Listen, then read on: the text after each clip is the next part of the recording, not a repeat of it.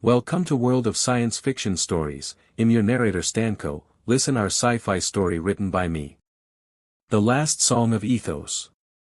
The Galactic Heritage Museum hummed with the quiet efficiency of 1,000 hidden machines, its corridors gleaming under artificial starlight. Kale Voss moved through the shadows between exhibits, his maintenance scanner casting pale blue light across pristine walls that had never known the chaos of real worlds like the ones he'd helped map before his conscience caught up with him. At 28, Kyle carried the weight of too many dead planets in his shoulders, the kind of burden that kept him working night shifts where the tourists couldn't stare at the specimens and pretend conquest looked noble under museum lighting. His footsteps echoed softly as he approached Section 7, where the rarest acquisitions were housed behind barriers that could withstand stellar plasma.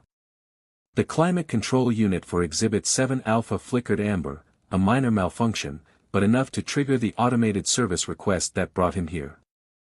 As he knelt beside the environmental processor, his eyes drifted to the containment unit itself, and his breath caught. She was beautiful in a way that made his chest ache. The alien girl floated in a column of crystalline suspension, her silver skin seeming to absorb and reflect the chamber's soft light. Her hair moved like liquid mercury around a face that was hauntingly humanoid yet undeniably other. But it was her eyes that stopped him cold, violet depths that seemed to hold dying stars, open and staring directly at him. The placard beside her prison read simply, Luminar Species. Designation, Ethos 7. Status, extinct. But those eyes were anything but extinct. They tracked his movement as he worked, following him with an awareness that the crowds of daily visitors never seemed to notice. Kyle's hands trembled as he recalibrated the atmospheric controls. He'd seen dozens of preserved specimens in his 3 years maintaining this monument to human expansion, but none had ever looked back at him. None had ever made him feel like the monster he tried so hard to forget he was. "You're awake in there," he whispered, his voice barely audible over the hum of machinery. "Aren't you?" The girl's expression didn't change, but something shifted in those violet eyes, a flicker of recognition that sent ice through his veins. He'd surveyed 17 worlds during his colonial service, marked them for resource extraction, filed reports that led to their systematic emptying. He told himself it was progress, civilization spreading among the stars. But looking at her now, he saw every displaced ecosystem, every silenced voice. As he packed his tools, his vision blurred, not tears, something else. Images flashed through his mind like fragments of a broken hologram, vast crystalline cities reaching toward purple skies, beings of silver light dancing between towering spires, and then fire, always fire, screaming metal and burning atmosphere as human dreadnoughts descended from the void. The visions lasted only seconds, but when they cleared, the girl's eyes held his with unmistakable intent. She had shown him something, given him a gift or a curse he couldn't yet understand. Voss. Director Vex Thorne's voice cut through the silence like a blade. Status report. Kale spun to find the museum's director approaching, his cybernetic eye whirring as it focused on the readings from Exhibit 7 Alpha. Thorne was a man who collected beautiful things the way others collected debts, with ruthless precision and no regard for what they'd cost. Climate control malfunction, sir. Fixed now, Kale kept his voice steady, professional. Years of military service had taught him to hide his thoughts. Good. This specimen is irreplaceable. Thorne stepped closer to the containment unit, studying the girl with proprietary satisfaction. The last of her kind, perfectly preserved. I have collectors offering fortunes for private viewing privileges. She's not a thing, Kale said before he could stop himself. Thorne's human eye narrowed dangerously. She's exactly what we've made her, boss, a monument to human achievement, nothing more. He gestured to the broader exhibition hall, where dozens of other preserved beings stood in silent testament to extinct civilizations. This entire museum celebrates our species' rightful expansion across the galaxy.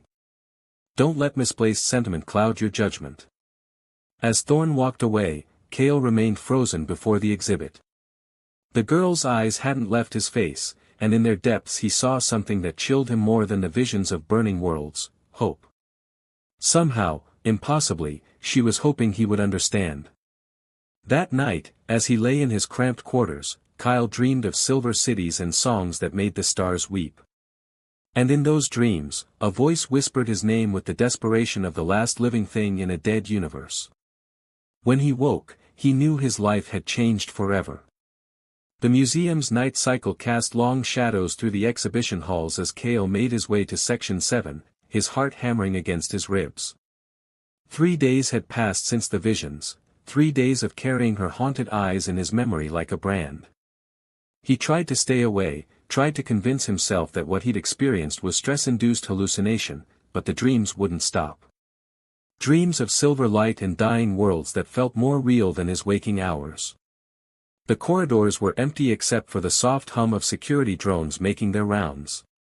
Kyle had memorized their patrol patterns, knew exactly when he'd have 7 minutes alone with her before the next sweep. 7 minutes to either prove his sanity or lose it entirely. She was waiting for him. The moment he stepped into the chamber, those violet eyes locked onto his with unmistakable recognition, no longer the vacant stare of a preserved specimen, but the focused attention of someone who had been hoping, planning, preparing for his return. "I know you can hear me," he whispered, approaching the containment unit until his breath fogged the crystal barrier. "I know you're in there." The response came not as sound but as warmth spreading through his mind, gentle fingers of thought that caressed the edges of his consciousness with infinite care. When the mental touch found purchase, the world exploded into shared sensation. "My name is Senna," the voice bloomed in his thoughts like silver music, carrying with it the weight of galaxies and the softness of starlight on water. "I have been waiting so long for someone who could hear me." Kyle's knees nearly buckled as images flooded his awareness, not the violent destruction he'd glimpsed before, but beauty beyond description. Crystalline spires that sang in harmony with cosmic winds, beings of living light dancing through gardens that grew from pure thought, a civilization that had learned to weave poetry from the fabric of space itself. "Ethos," he breathed, and felt her joy at his recognition like sunlight breaking through storm clouds. "My home. My people." The mental connection deepened, and suddenly he was experiencing her memories as if they were his own, flying through crystal forests where each tree contained the dreams of a generation, swimming in pools of liquid starlight that healed both body and soul, touching minds with lovers whose thoughts became symphony.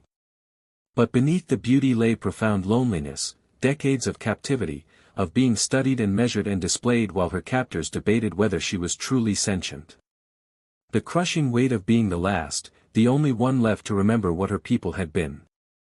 "I'm sorry," Kale whispered, pressing his palm against the crystal barrier. "I'm so sorry for what we did to you." "You were not there," Senna's mental voice carried forgiveness he didn't deserve. "But your people, they took everything. Not just our lives, but our future, our children who would have sung songs not yet dreamed." The connection intensified, and Kale felt something he'd never experienced, the tender brush of alien affection. Different from human emotion, yet somehow more pure, Senna's consciousness wrapped around his thoughts like gentle arms, offering comfort even as she shared her pain. "You feel the weight of worlds," she observed, and he realized she was reading his memories of the colonial surveys, the reports that had doomed civilizations. "But you did not know. You thought you served progress. That doesn't excuse it." His voice broke as the full magnitude of his complicity crashed over him. "I helped them find your world. I mapped the hyperspace routes that brought the fleet to Ethos." Instead of condemnation, he felt only deeper tenderness from her, a love so pure it made his heart ache. "Then you understand why you were chosen to find me. The universe has a way of balancing its equations." The security drones approached, lights flickering in the distance, forcing Kale back from the exhibit. But as he retreated, Senna's presence lingered in his mind like a warm hand placed over his heart. "Come back tomorrow," her voice whispered through the connection. "I will show you more." That night, Kale lay awake feeling her consciousness twined with his own, a silver thread of connection that pulsed with shared heartbeat. For the first time since his military discharge, he felt whole. But in the morning, Director Thorne made an announcement that shattered his newfound peace. Exhibit 7 Alpha has attracted the attention of private collector Dominic Hale. He's made an offer I cannot refuse. The specimen will be transferred to his personal menagerie within the week. As Thorne's words echoed through the facility, Kyle felt Senna's terror crash through their link like a tidal wave. The thought of losing her, of never again experiencing the silver warmth of her presence, filled him with desperate resolve. He would free her or die trying. "You're planning something incredibly stupid, aren't you, Captain?" Juno Reeves leaned back in her chair, studying Kale across the dim cantina table with eyes that had seen too much of the galaxy's dark corners. Her scarred hands wrapped around a glass of Alteran whiskey, the amber liquid catching the light like liquid fire. "Define stupid," Kale replied, his voice carefully neutral despite the chaos of emotions flooding through his link with Senna. Even now, kilometers away from the museum, he could feel her presence like a second heartbeat, tinged with growing desperation as the transfer date approached. Breaking into the most secure xenobiology facility in human space to steal their prize exhibit qualifies, I'd say. Juno's smile was sharp as broken glass, especially when that exhibit happens to be worth more than most star cruisers. Kyle had served with Juno during the Kepler campaign, before her discharge for smuggling medical supplies to embargoed colonies. She operated in the spaces between laws, carrying cargo that governments preferred to ignore. If anyone could get Senna off-world, it was her. "She's not a thing to be stolen," he said quietly. "She's the last of her people, and she's been locked in that cage for 43 years, since she was a child." Juno's expression softened slightly. "I read the acquisition reports, Kale. The Ethos expedition found her in the ruins of their capital city, the only survivor of the atmospheric bombardment. Part of me understands why you're doing this." Through their mental connection, Kale felt Senna's attention focus on their conversation. She'd been monitoring his thoughts constantly since he'd begun planning, offering tactical insights drawn from decades of observing museum security protocols. Her mind was like a vast library of information, storing everything she'd seen and heard during her captivity. "Tell her about the gala," Senna's voice whispered through his consciousness, accompanied by images of the monthly exhibition opening where security focused on protecting guests rather than exhibits. "There's a donor gala in 3 days, Kale continued. "All the major collectors will be there, including Hale. Security will be concentrated on the public areas, not the exhibit wings." "And how exactly do you plan to get her out of a containment unit that requires molecular-level authorization codes?" Kale pulled out a small data pad, displaying schematics he'd memorized during years of maintenance work. "The environmental systems I service connect to the containment controls. I can create a cascade failure that will trigger emergency release protocols. Assuming you can reach the controls without being detected, disable one of the most sophisticated prison systems ever built, and extract a potentially dangerous alien specimen without killing yourselves in the process." Juno drained her glass in one pull. "Have I mentioned this is incredibly stupid?" "She will help us," Senna's mental voice carried certainty. "Her spirit resonates with freedom songs. She understands cages." "But you'll do it," Kale said, reading the commitment already forming in Juno's eyes. "Hell yes, I'll do it. The hegemony's treatment of sentient species is an obscenity, and I've been looking for an excuse to thumb my nose at Director Thorne for years." She stood, tossing credits on the table. "My ship, the Void Walker, will be docked at Bay 94. You'll have exactly 15 minutes from the time you trigger that cascade failure until station security locks down the entire port." That night, Kale returned to Senna's exhibit for what might be their final conversation before the escape attempt. The moment he entered the chamber, her consciousness enveloped his with desperate intensity, and suddenly he was experiencing her memories of the night she was captured, a small child of silver light hiding in the crystalline ruins of her home while human soldiers swept through the debris. The terror of rough hands lifting her from her hiding place, the confusion as she was placed in the first of many cages that would define her existence, the slow realization that she was alone, the last of her kind, a living museum piece in the collection of her people's destroyers. But intertwined with the trauma was something unexpected, desire, warm and electric, flowing between their joined consciousness like liquid fire. Senna's alien emotions translated into something recognizably human yet infinitely more complex, a longing that transcended physical attraction to encompass the merger of souls. When we touch, her mental voice carried images of their hands meeting without barriers between them, the universe will sing. Kale pressed both palms against the crystal wall and felt her do the same from inside. The barrier between them hummed with frustrated energy, but through their link, sensation flowed like wine. He could feel the smoothness of her silver skin, the gentle warmth that radiated from her luminescent form, the way her thoughts tasted like starlight and hope. Soon, he promised, and felt her joy blaze through their connection like a supernova. On the night of the gala, as elegant crowds gathered to celebrate humanity's conquest of the stars, Kale made his way through service corridors toward Section 7. His tools and forged credentials got him past the first security checkpoints, but his racing heart and a silver song echoing through his mind would have to carry him through the rest. In exactly 12 minutes, Senna would either be free, or they would both be dead. But as he knelt beside the environmental controls, feeling her presence burning bright in his consciousness, Kale realized he had never been more certain of anything in his life. The cascade failure began with a whisper of escaping atmosphere and grew into a symphony of failing systems that would echo across the galaxy. The Void Walker's engines screamed as they tore away from Terra Prime's docking ring, Juno's skilled hands coaxing every erg of power from the modified drive cores. In the ship's medical bay, Kale held Senna as her body convulsed with the shock of freedom, her silver skin flickering between luminescence and shadow as 43 years of suppressed biology reasserted itself. The containment field was more than a prison, she gasped against his shoulder, her voice audible now in the physical world, a sound like crystal bells touched by stellar wind. It was keeping me diminished, incomplete.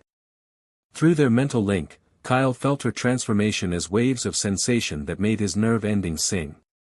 Her natural bioluminescence was returning, along with abilities that the museum's sensors had never detected. She was becoming herself again, cell by cell, memory by memory. Pursuit ships dropping out of hyperspace. Juno called from the cockpit. 3 heavy cruisers and a squadron of interceptors. They really want her back. Kyle helped Senna to her feet, marveling at how her touch sent electricity racing through his nervous system. When she was contained, their connection had been purely mental, but now every point of contact between them hummed with alien energy that his body was learning to crave. "Can you access the ship's systems?" he asked, remembering flashes of luminar technology from her shared memories, crystalline computers that responded to thought rather than input commands. Senna placed her palm against the nearest bulkhead, and the Void Walker's lighting system flickered as she interfaced with the electronic networks. "Your machines are so crude," she murmured, but her eyes brightened as data flowed through her consciousness. "But I can work with them." The ship lurched as Juno threw them into evasive maneuvers, but Senna's touch steadied more than just Kale's balance. Through their connection, he felt her consciousness expanding through the ship's systems, optimizing power distribution, recalibrating sensors, turning the aging smuggler's vessel into something approaching luminar efficiency. "Whatever you're doing back there, keep it up," Juno shouted as plasma bolts seared past the viewports. "We just gained 20% acceleration, and our stealth suite is performing like military grade." But their pursuers were relentless. Director Thorne's voice crackled over the communication system, his words dripping with proprietary fury. "Return the specimen immediately, and you may live to see trial. Continue this course, and you will be destroyed with extreme prejudice." "Specimen," Senna repeated, her mental voice carrying decades of accumulated rage. "I'm not a thing to be owned." The lights throughout the ship pulsed in rhythm with her heartbeat as her consciousness interfaced deeper with the Void Walker's systems. Suddenly, every electronic device within 1,000 kilometers began responding to her will. The pursuit ship's navigation systems flickered, their weapons targeting arrays recalibrated themselves, their communication networks dissolved into harmonic static that sounded almost like singing. "Impossible." Thorne's voice dissolved into electronic chaos as his flagship's computers began displaying luminar poetry instead of tactical data. In the confusion, Juno guided them into a nearby nebula, where sensor shadows would hide their escape vector.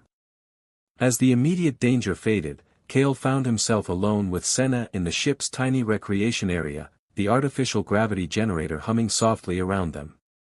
"I never imagined freedom would feel like this," Senna said, her silver skin glowing softly in the dim lighting. "Or that sharing it with another consciousness could be so overwhelming," Kyle suggested, his voice rough with emotions he was still learning to name. Intoxicating, her hand found his, and the contact sent sensations through their linked minds that defied description. Her alien nervous system translated touch differently than human perception, creating experiences that existed somewhere between physical sensation and pure emotion. When she kissed him, it was like tasting starlight, electric, impossible, and absolutely right. Her consciousness merged with his so completely that for a moment he couldn't tell where his thoughts ended and hers began. The kiss deepened, and suddenly they were sharing not just the present moment but layered memories of desire and loneliness, his human experiences interweaving with her alien perceptions until something entirely new emerged. "Is this what love feels like for your people?" he whispered against her luminescent skin. "I don't know," she admitted, her mental voice soft with wonder. "I was taken before I was old enough to experience mating bonds. But this connection with you, it feels like what the ancient songs described. The joining of two lights into something brighter than either could achieve alone." Their lovemaking was unlike anything in human experience, a blend of physical touch and mental fusion that left them both gasping with shared sensation. When Senna's emotions peaked, her bioluminescence flared so brightly that the ship's interior blazed like a captured star, and Kale felt her joy echo through every cell of his being. Afterward, as they lay entwined in the soft afterglow of her diminishing radiance, reality intruded with the harsh chime of the communication system. "We've got a problem," Juno announced. "Long-range sensors are picking up pursuit fleets from 3 different sectors. Someone's put a priority bounty on your heads that's got every military commander and freelance hunter in this arm of the galaxy mobilizing." Through the porthole, Kale could see the nebulous swirling gases painting space in shades of purple and gold. Somewhere in that cosmic beauty, Senna showed him through their link, was a hidden world, a place her people had prepared millennia ago as a refuge for their most precious artifacts and knowledge. "Sanctuary," she whispered, her consciousness already reaching out across space toward the secret coordinates locked in her genetic memory. "A place where we can be safe. But first, they would have to survive the hunt that was closing in around them like a steel trap, guided by the relentless will of those who refused to let their prize exhibit escape." As the Void Walker's engine spun up for their next hyperspace jump, Kale held Senna close and felt their shared heartbeat synchronized with the rhythm of distant stars. Whatever came next, they would face it together, 2 unlikely souls joined across the gulf between species by something stronger than conquest or captivity. Love, it turned out, was the one force in the universe that no cage could contain. The trap closed around them in the Helio system, 3 weeks after their escape from Terra Prime. As the Void Walker dropped out of hyperspace near the coordinates Senna had guided them to, Director Thorne's fleet materialized from sensor shadows like predators emerging from tall grass, 12 ships in perfect attack formation, their weapons already charging for a killing salvo. "So much for trusting old navigation codes," Juno muttered from the pilot's seat, her hands dancing across controls as she prepared for their final battle. "Someone's been monitoring luminar frequency transmissions." Through their mental link, Kale felt Senna's shock at the betrayal, not by human treachery, which she'd learned to expect, but by the violation of her people's most sacred secrets. The hidden world of Sanctuary hung before them, a pearl of blue and silver against the cosmic dark, but Thorne's forces blocked every possible approach vector. "I should have known they would be listening," Senna's voice carried bitter self-recrimination through their connection. "My people's emergency protocols were designed for a more honorable enemy." The lead battleship's communication array crackled to life, and Thorne's image appeared on their main screen. His cybernetic eye glowed with malevolent satisfaction as he studied Senna through the transmission link, cataloging every detail of her recovered luminescence with a collector's precision. 43 years of careful preservation, undone by misguided sentiment, he said, his voice carrying the weight of absolute certainty. You will return to your cage, specimen, and you, Voss, will face execution for theft of irreplaceable cultural artifacts. Kale stepped forward, placing himself between Senna and the screen. Her name is Senna. She's not a specimen or an artifact, she's a living being with rights you refuse to acknowledge. Rights? Thorn's laugh was hollow as vacuum. The conquered don't negotiate terms with their conquerors. Surrender now, and I might allow your alien pet to live out her remaining years in comfortable captivity. The insult struck Senna like a physical blow, and through their link, Kale felt her response, not the despair he expected, but a rage that burned white-hot at the center of her consciousness. Around them, the ship's electronic systems began resonating with her fury, creating harmonics that made the hull plates sing like struck bells. Pet, she repeated, her mental voice carrying the accumulated anguish of decades. Specimen. Exhibit. Thing. Her bioluminescence flared until the cockpit blazed with silver fire. I am the last daughter of Ethos, keeper of songs that shaped the light between stars. I am not your possession. Power surged through every circuit in the Void Walker as Senna's consciousness expanded beyond the confines of their ship. Her awareness reached out through space itself, touching the quantum frequencies that connected all electronic systems, finding the hidden pathways that her people had used to sing to the stars themselves. Thorn's fleet began to experience system failures as Senna's influence spread through their networks like liquid light. Navigation computers displayed luminar poetry, weapons systems refused targeting commands, and life support systems started playing music that had been composed before humanity learned to split atoms. Impossible. Thorn snarled, as his flagship's main displays showed cascading images of crystal cities and beings of living light. No single organism can interface with multiple discrete systems simultaneously. You never understood what we were, Senna replied, her voice now audible across all communication frequencies as her consciousness touched every ship in the fleet. You saw our bodies and assumed we were like you, isolated, alone, trapped in single shells of flesh. But we were always more than the sum of our parts. Through their link, Kyle felt her drawing on abilities that had lain dormant during her captivity, powers that her people had evolved over millions of years of symbiosis with living crystals and sentient energy fields. She was becoming something unprecedented, the last luminar, enhanced by decades of forced observation of human technology, creating fusion between organic consciousness and artificial systems. But the effort was destroying her. Kyle could feel her life force burning away as she maintained connection with dozens of ships simultaneously, her silver skin flickering between luminescence and shadow as her cellular structure strained to support the massive energy expenditure. Stop, he whispered, pulling her into his arms as she swayed on her feet. You're dying. Not dying, she gasped against his shoulder, her consciousness still spreading through Thorn's fleet like viral infection. Becoming. This is what my people were meant to evolve into, unity with the machines we created, synthesis between thought and technology. Around them, the Void Walker's systems sang in perfect harmony as Senna's influence transformed their modest smuggler's vessel into something approaching luminar biotechnology. But more importantly, her reach was extending to other imprisoned beings throughout the human exhibition network, awakening consciousness that had been suppressed for decades.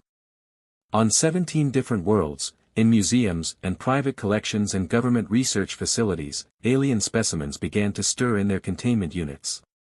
Beings who had been catalogued as extinct or non-sentient suddenly remembered their names, their histories, their reasons for hope. The network of connected consciousness that Senna was weaving became a liberation frequency that no cage could contain. You're freeing them all, Kale realized, feeling the vast scope of her consciousness through their mental link. Every song deserves to be heard, Senna replied, her voice echoing from speakers throughout Thorn's paralyzed fleet. Every mind deserves to choose its path.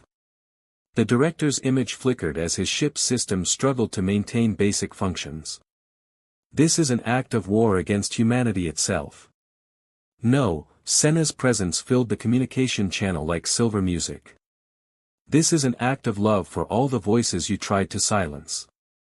As her influence reached critical mass, something unprecedented happened. The hidden world of Sanctuary responded to her call, its ancient defense systems awakening after millennia of slumber. Structures that had been disguised as natural formations revealed themselves as vast technological complexes designed not for war but for welcome. Docking bays opened like flowering crystals, and beacon signals reached out to embrace every freed consciousness in Senna's growing network. Thorn's fleet found their ships gently but inexorably guided toward the planet's surface, their crews unharmed but completely unable to control their vessels. As they landed in crystalline fields that sang with welcome, they discovered that their weapons had been transformed into musical instruments, their armor into works of art. This is what conquest looks like when guided by love instead of fear, Senna told them through every speaker and display screen in their ships. We do not destroy our enemies, we help them remember how to sing. In the years that followed, Sanctuary became exactly what its name implied, a refuge for rescued beings from across the galaxy, a place where extinct civilizations could live again through their sole survivors. Kale and Senna's love story became legend, proof that understanding could bridge any gap between species, that consciousness itself was the universe's most precious resource. And in the crystal gardens of Sanctuary, where beings of 100 different species learned to harmonize their unique voices, their children grew up speaking languages that had never existed before, words that belonged to no single world but to the infinite space between stars, where all songs eventually merged into one perfect symphony of existence. Director Thorn, his collecting days ended, spent his remaining years learning to appreciate beauty that couldn't be caged, slowly understanding that the greatest exhibits were the ones that chose to share themselves freely. The universe, it turned out, was vast enough for every voice that had ever hoped to sing.